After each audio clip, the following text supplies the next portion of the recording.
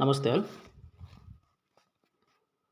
Geography చదువుతున్నా అని చెప్పాగా, ఇక్కడ కీ పాయింట్స్ స్టార్టింగ్‌లో నా బుక్‌లో నుంచి నేను రాసుకున్నాను. చూడండి. ఇవన్నీ ప్రీవియస్ అడిగిన బిట్స్. మోర్ ఇంపార్టెంట్ బిట్స్ మాత్రమే నేను చెప్తున్నాను. మళ్ళీ చెప్తున్నా. బుక్‌లో ఉన్నది సోది మొత్తం నేను చెప్పట్లేదు.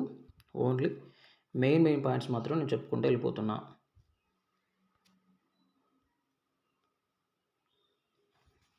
ఓకే.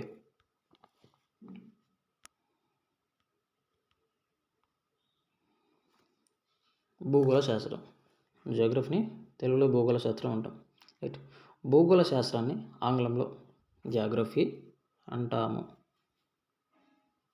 ఓకే, అందరికీ తెలిసిందే. ఇక్కడ తెలుసుకోవాల్సింది ఏంటంటే, జియో అనగా భూమి అని అర్థం, గ్రఫీన్ అనగా అధ్యయనం అని అర్థం. ఇది ఇక్కడ ఓకే. నెక్స్ట్, జియోగ్రఫీ అనే పదాన్ని మొట్టమొదటిసారిగా ఉపయోగించింది ఎవరు అంటే ఎరిటోస్థానిస్. ఏం ఇంపార్టెంట్, ఇది ఆల్రెడీ ప్రీవియస్ బిట్. జియోగ్రఫీ అనే పదాన్ని మొట్టమొదటిసారిగా ఉపయోగించింది ఎవరు? ఎరిటోస్థానిస్. ఇది గుర్తుపెట్టుకోండి, రాసుకోండి. నెక్స్ట్, ఈయన్నే భూగోళ శాస్త్ర పితామహుడు అంటారు. Who is the father of Geography అంటే మీరు ఏం చెప్తారు, ఎవరిని చెప్తారు అంటే ఈయన్నే. కాబట్టి ఇది ఆల్రెడీ ప్రీవియస్ బిట్. ఇది ఇంక సెకండ్ లైన్ ఇంపార్టెంట్, గుర్తుపెట్టుకోండి. జియోగ్రఫీ అనే పదాన్ని మొట్టమొదటిసారిగా ఉపయోగించింది ఎవరు అంటే ఎరిటోస్థానిస్. ఈయన్ని భూగోళ శాస్త్ర పితామహుడు అని అంటారు. ఓకే, ఇది క్లియర్. నెక్స్ట్, భూమి గుండ్రంగా ఉందని తెలిపిన వ్యక్తి ఎవరు అని అడిగితే అరిస్టాటిల్. భూమి గుండ్రంగా ఉంది అని తెలిపిన వ్యక్తి ఎవరు అంటే అరిస్టాటిల్. గుర్తుపెట్టుకోండి, మోస్ట్ ఇంపార్టెంట్ పాయింట్ ఇది కూడా. అన్ని ఇంపార్టెంటే, ఇప్పుడు సారి చెప్పాల్సిన అవసరం లేదు. విశ్వం అంతటి మొత్తం భూమి చుట్టే తిరుగుతుంది అని భూకేంద్ర సిద్ధాంతాన్ని తెలిపినది ఎవరు? టాలమీ. విశ్వమంతా భూమి చుట్టే తిరుగుతూనే భూకేంద్ర సిద్ధాంతాన్ని తెలిపినది ఎవరు? టాలమీ. ఇది ప్రీవియస్ బిట్.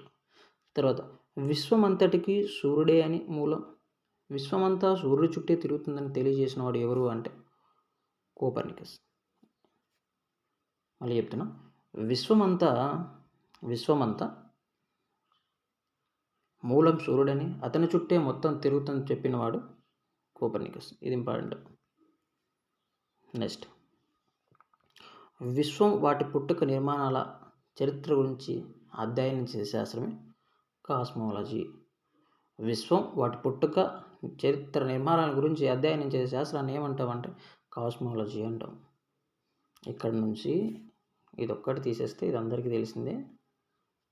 ఇది ప్రీవియస్ బిట్. ఇందులో 2 ప్రీవియస్ బిట్లు ఉన్నాయి. 2, 3, 4, 5, 6, 6 మార్క్స్ ప్రీవియస్ బిట్స్ ఇక్కడ కవర్ అయ్యాయి. కాబట్టి ప్రతిదీ పిన్ టు పిన్ వీలైతే స్క్రీన్ షాట్ తీసుకోండి లేదా రాసుకోండి. ప్రతి పాయింట్ నేను ఇంపార్టెంట్ మాత్రమే చెప్పుకుంటూ వస్తున్నాను. ఇది నా పర్సనల్ నోట్స్ని మీకు టైప్ చేసి మళ్ళీ ఇస్తున్నా, అంతే. నెక్స్ట్, బిగ్ బ్యాంగ్ సిద్ధాంతాన్ని తెలియజేసింది జార్జ్ లైమెట్రీ. ఇది ప్రీవియస్ బిట్. బిగ్ బ్యాంగ్ సిద్ధాంతాన్ని తెలియజేసింది జార్జ్ లైమెట్రీ. నెక్స్ట్ ఇంకా మనం టాపిక్లోకి వస్తే, అక్షాంశాలు రేఖాంశాలు అని ఒక పాఠం ఉంది. ఇది చాలా ఇంపార్టెంట్. వీటి నుంచి ఖచ్చితంగా బిట్స్ పడతాయి. అవి ప్రీవియస్ బిట్స్. ఇక్కడ టాపిక్ వైజ్ చూసుకుందాం క్లియర్గా. రైట్. అక్షాంశాలు రేఖాంశాలు. ఇందులో అక్షాంశాలు మనం చూసుకున్నట్లయితే భూమిని 2 సమభాగాలుగా అడ్డంగా గుర్తుపెట్టుకోండి, అడ్డంగా ఉన్న పెద్ద వృత్తాన్ని గీశారు. దీన్నే భూమధ్య రేఖ అంటారు. ఇది 0 degrees. ఎట్లా గుర్తుపెట్టుకుంటావు అంటే, అడ్డంగా గీసిన రేఖలని అక్షాంశాలను ఎలా అంటే, ఇది భూమి అండి, ఈ భూమికి అడ్డంగా గీసిన రేఖలని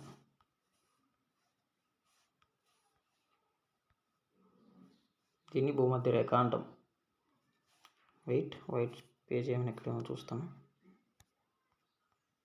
రైట్.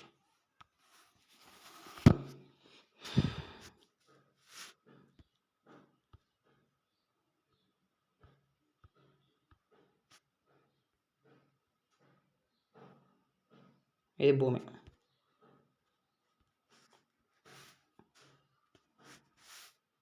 ఇది భూమి అడ్డంగా గీసినవి.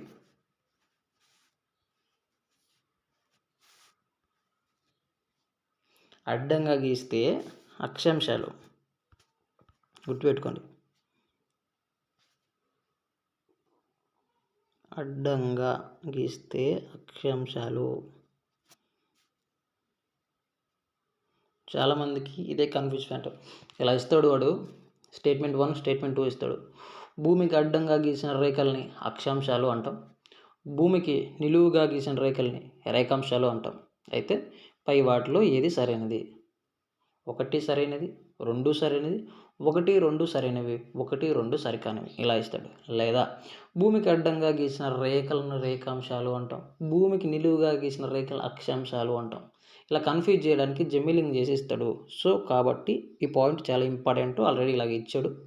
ఎక్కడో ప్రీవియస్ ప్రాక్టీస్ బిట్ చేసేటప్పుడు చూశాను. ఇస్తాను మళ్ళీ పైన రైట్. ఇది భూమధ్య రేఖ, 0 degrees అక్షాంశం. దీన్ని భూమధ్య రేఖ. భూమికి అడ్డంగా గీసిన రేఖల్ని అక్షాంశాలు అంటాం, అడ్డంగా గీసిన రేఖల్ని అడ్డం అక్షాంశం, అడ్డం గీసిన రేఖల్ని అక్షాంశం అంటాం. అలా భూమికి అడ్డంగా గీసిన రేఖల్ని అక్షాంశాలు అంటాం. రైట్. తర్వాత ఇక్కడ కొన్ని రేఖలు ఉన్నాయి, చూద్దాం. ఇక్కడ కొన్ని రేఖలను ఎలా గుర్తుపెట్టుకుంటామో వాటికి నేను ట్రిక్స్ చెప్తాను, గుర్తుపెట్టుకొని. 0 degrees దిస్ మళ్ళీ అనుకొచ్చినగా ఇది భూమి, ఇది భూమధ్య రేఖ. భూమధ్య రేఖ ఇది 0 degrees. సో భూమికి అడ్డంగా గీసినది భూమిని 2 సంభాగాలుగా చేస్తున్నది భూమధ్య రేఖ. చాలా క్లియర్, ఇది గుర్తుపెట్టుకోవచ్చు. అయితే నెక్స్ట్ ఉన్న రేఖని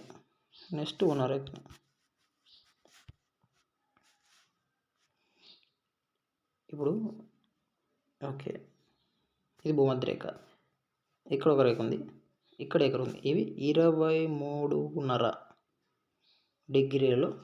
ఇది ఇక్కడ నుంచి ఉండు, క్లియర్గా చెప్తా.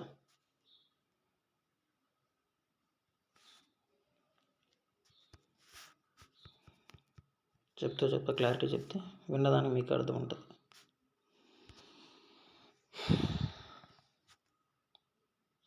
కొంచెం టైం పడుతుంది, ఎందుకంటే జాగ్రత్తగా వినండి, సబ్జెక్ట్ క్లియర్గా రావాలి. ఓకే, నామకే హే నేర్చుకుంటే సరిపోదు. ఇది భూమధ్య రేఖ. భూమిని 2 సమభాగాలుగా విభజిస్తున్నది భూమధ్య రేఖ.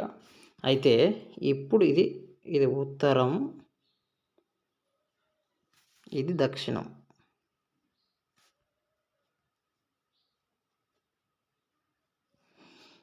ఇప్పుడు భూమిని 2 సమభాగాలు, ఇది ఉత్తరార్ధగోళం, ఇది దక్షిణార్ధగోళం. ఓకే. అయితే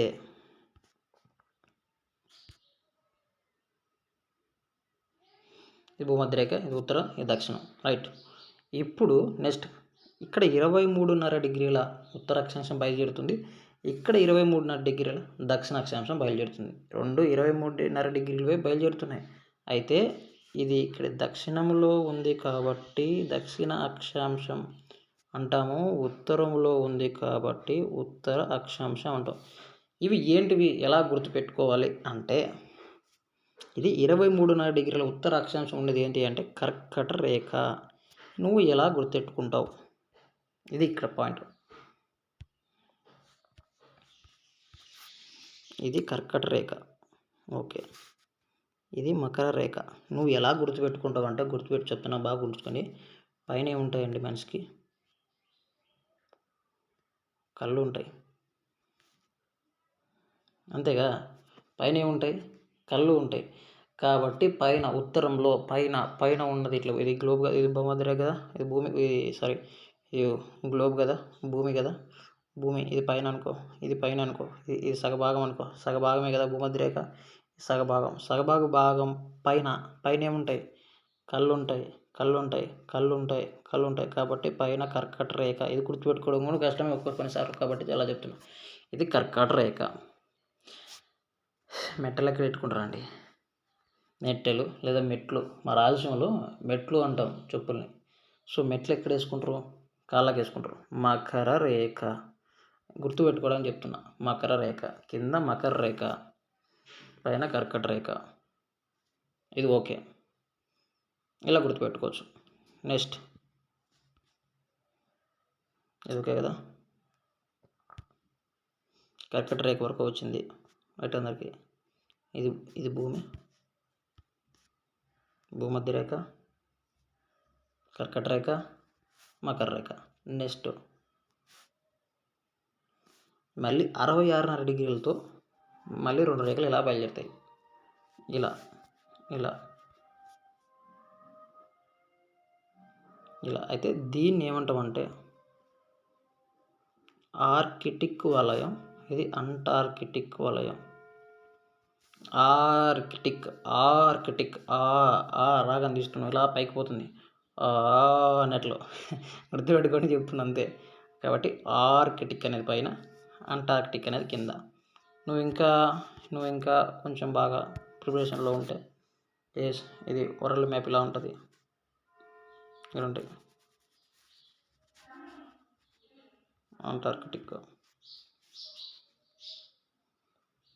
ఆర్కిటిక్ ఇలా ఉంటాయి. మనకి అంత బాగా గీసే కాదులేండి.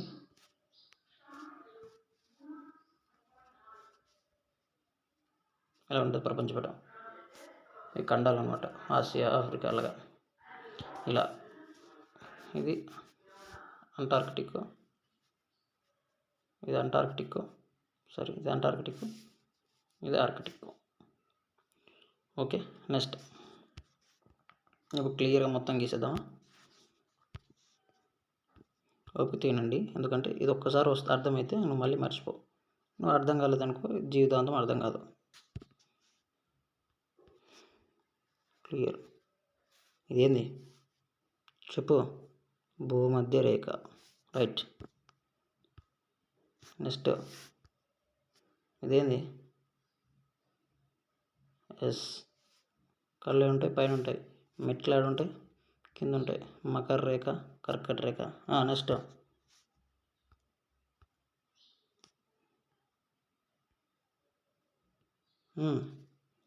పైన ఉంది ఆర్కిటిక్ వలయం, అంటార్కిటిక్ వలయం. ఇదేంది? ఫస్ట్ నార్త్ కదా, ఉత్తర ధ్రువం.